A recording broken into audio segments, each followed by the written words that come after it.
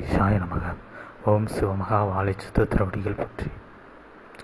ஆதி மூலமதின் மீது திருப்பற்று கொண்டு இன்று திருநூலாக மாறியிருக்கின்ற சிவமகா வாழை சித்தனே, உம்மை வாழ்த்த ஆதி மூலேஸ்வரன் என்று அழைக்கப்படுகின்ற ஈசனோடு நித்திய கல்யாணி என்று அழைக்கப்படுகின்ற தேவியாய் அருள்பாலித்து கொண்டிருக்கின்றோம். திருப்பாற்றுறை என்று அழைக்கப்படுகின்ற ஒரு தலத்தில், அத்தலத்திலிருந்து திருப்பற்றோடு நீ செல்கின்ற அப்பணி கண்டு அப்பணியில் விளைந்த உயர்நல் ஆதிகைலாய சிவசூட்சம நூல் என்ற பயிரில் வந்தமர்ந்து உம்மை வாழ்த்தி மனமகிழ்கின்றோம்.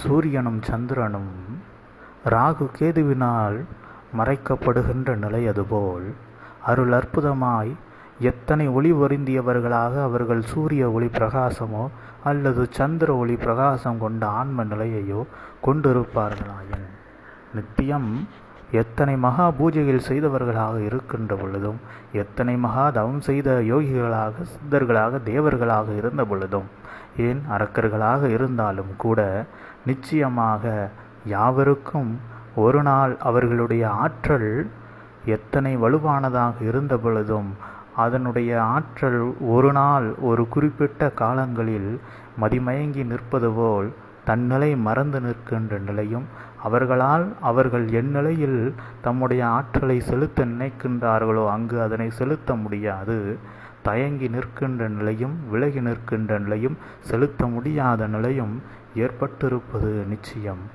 அந்நிலை அதுபோல் அத்தனை மகா யோகிகளும் சித்தர்களுக்கும் கூட அதுபோன்ற சறுக்கல்கள் தம் ஆற்றல் அளவுக்கு அதிகமாக இருந்த பொழுதும் அதனை ஒரு இடத்தில் சரியாக பயன்படுத்த முடியாத ஒரு சூழ்நிலை ஏற்பட வாய்ப்பிருக்குமாயின், அதேபோல் இம்மனிதர்களுக்கும் சாதாரண சித்தன் என்ற நிலை கூட தெரியாத சித்தர்கள் என்று பேறு பெற்றவர்களுக்கு எவ்வாறு அவர்கள் செல்லும் வழி தெரியும். நிச்சயமாக ஒரு தளத்தில் ஓரிடத்தில் அவர்களும் வழி பிதுங்கி நிற்பார்கள், விழி பிதுங்கி வழி மாறி நிற்பார்கள். ஏனென்றால் அவர்களுக்கு அவர்களுடைய ஆன்ம ஒளியிலிருந்து செயலாற்றுகின்ற நிலையை பொறுத்தே அச்சித்தன் என்ற பதவி சபையிலிருந்து உம்மை நாடியவர்களுக்கு கொடுக்கப்படுகின்றது. அவ்வாறு உண்மையான மகா சித்த தவம் புரிந்த சித்தர்களுக்கு அவர்களுக்கே சில நேரங்களில் மதியானது மயங்கி நின்று தம் ஆற்றலை செயல்படுத்த முடியாத நிலை வருகின்ற பொழுது, இது சாதாரண மனிதர்களாக இருந்து உம்மை அறிந்த நிலைக்கு கொடுத்த சித்தன் என்ற பெயர்.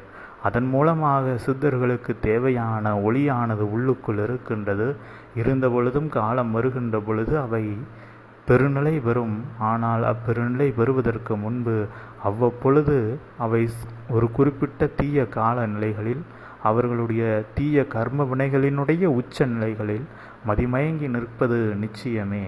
அவ்வேளைதனில் பொறுமை காத்து நிற்கின்ற பொழுது, அக்காலம் முடிகின்ற பொழுது அற்புதமாக உண்மையான ஒளியானது அங்கு வெளிப்படும்.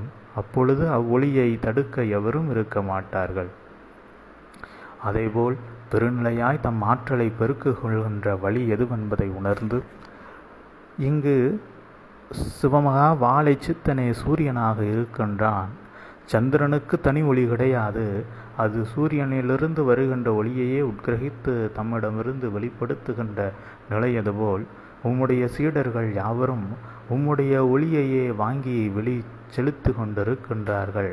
அவ்வாறு வெளி செலுத்தி கொண்டிருக்கின்ற ஒளியானது நிச்சயம் சூரியன் கூட இல்லாத நேரத்தில் அச்சந்திரனானது அங்கு சூரியனிலிருந்து பெற்ற ஒளிதனை கொடுத்து அங்கிருக்கின்ற உயிர்களுக்கு எவ்வாறு வெளிகாட்டுகின்றதோ அந்நிலை அதுபோல் நிச்சயமாக உம்முடைய சீடர்கள் நீர் செல்ல முடியாத தலத்திற்கு உம்மாற்றலோடு சென்று உயர்நல் நிலையாய் வழிகாட்டுகின்ற நிலை இதனை கண்டு அகமகிழ்கின்றோம் சித்தா.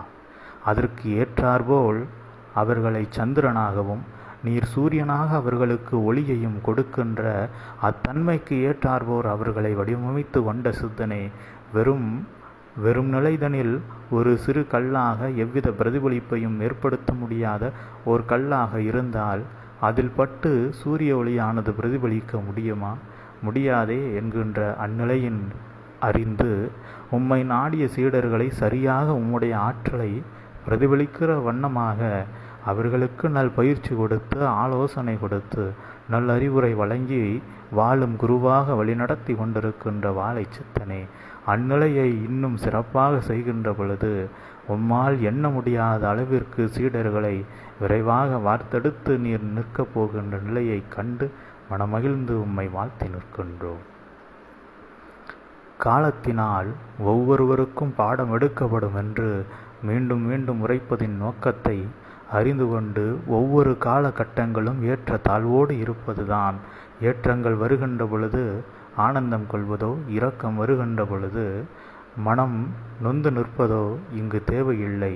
தம்முடைய ஆன்மாவினுடைய முதிர்ச்சி நிலைதனையே அடைய வேண்டும் என்பதற்காக ஏற்றமும் இரக்கமுமானது உங்களுக்கு வெகுமதியாக கொடுக்கப்படும். ஏற்றம் என்பது ஒரு இரக்க நிலைதனை கண்டு அதில் வந்த துன்ப துயர நிலைகளை வைத்து தம் ஆன்ம நிலைதனை சரி செய்து கொண்டதின் நிலையாக வந்த ஏற்ற நிலை. அவ்வாறு ஏற்ற நிலை ஏறிய பின்பு வருகின்ற இரக்க நிலை, அதிலிருந்து ஒரு ஏற்ற நிலையை அடைவதற்காக வருகின்ற மறு சோதனை நிலைகள். இவ்வாறு தேவர்களுக்கும் சித்தர்களுக்கும் இறையாளர்களுக்கும் இறையாக இருக்கின்ற எமக்கும் கூட இதுபோன்ற சோதனைகள் வரத்தான் செய்யும். வருகின்ற பொழுது அவை யாவற்றையும் கடந்து சில காலங்கள் பொறுத்து அதிலிருந்து விடுபடுகின்ற பொழுது முன்பு இருந்ததை விட அதீத உயரத்திற்கு உங்களால் செல்ல முடியும். அவ்வாறு செல்கின்ற நிலையையே இன்று சிவசபை ஆசானாக சித்தன் உரைத்து கொண்டிருக்கின்றான். சிவசூட்சம நூலாய் எப்பொழுதும் உரைத்து கொண்டிருக்கின்றான். அந்நிலையிலிருந்து உயர் ஞானத்தை பெற்று, உயர் ஞானத்தை பெறுவது முக்கியமல்ல, பெற்ற ஞானத்தை பயன்படுத்தி அஞ்ஞானம் அதை தம்மிலிருந்து முழுமையாக அகற்றி கொண்டு மீண்டும் அஞ்ஞானம் தமக்குள் வராதவாறு உண்மையான ஞானத்தை தமக்குள் தக்க வைத்து கொள்கின்ற நிலைதனை இறுக பிடித்து கொள்ள வேண்டும்.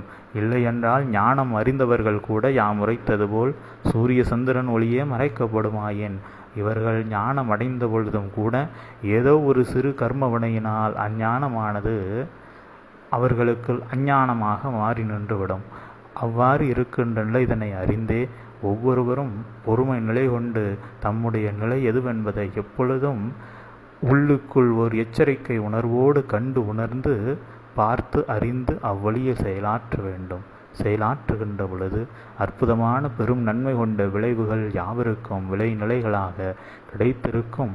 அவை வெளியில் கொடுக்கின்ற பொழுது பெரும் விலைக்கு செல்வதாக கிடைத்திருக்கும் யாவருக்கும் என்ற நிலையை அற்புதமாக சித்தனே உம்மை வாழ்த்தும் வேலைதனில் எடுத்துரைத்திருக்கின்றோம். சூட்சமம் தான் உள்ளுக்குள் முன்னும் பின்னுமாக பிணைந்துதான் உரைத்திருக்கின்றோம். உரைத்த நிலைதனில் இருக்கின்ற உண்மையான கருத்தை உள்ளுக்குள் ஏற்று அவ்வழியில் செயலாற்றுகின்ற பொழுது உம்முடைய சீடர்கள் யாவரும் உம்முடைய உயர் ஒளி பெற்ற சந்திர ஒளிகளாக இவ்வு உலகமதில் சூரியன் கூட ஒரு நேரமதில் தம்மை மறைத்து கொள்கின்ற நிலை வரும். அவ்வேளைதனில் அச்சூரியனிலிருந்து பெற்ற ஒளிதனை பிரதிபலித்து உயிர்களுக்கு நன்மை விளைவிக்கின்றவாறு உம்முடைய சீடர்கள் விளங்கி நிற்பார்கள். அதற்கு ஏற்றாற்போல் யாவரும் தம்மை அறிந்து செதுக்கி கொள்ள வேண்டும். அதற்கு ஆன உயர்நல் படிநிலைகளை வகுத்து கொடுக்கின்ற சித்தனே, இன்று உம்மை வாழ்த்து பாடி ஆசி வழங்கி மனமகிழ்ந்து அமர்கின்றோம். நல்வாழ்த்துக்களை வழங்கி சித்தான். ஓம் ஹரிஷாய நமக. ஓம் சிவமகாமலை சித்தத்திரோடியில் பற்றி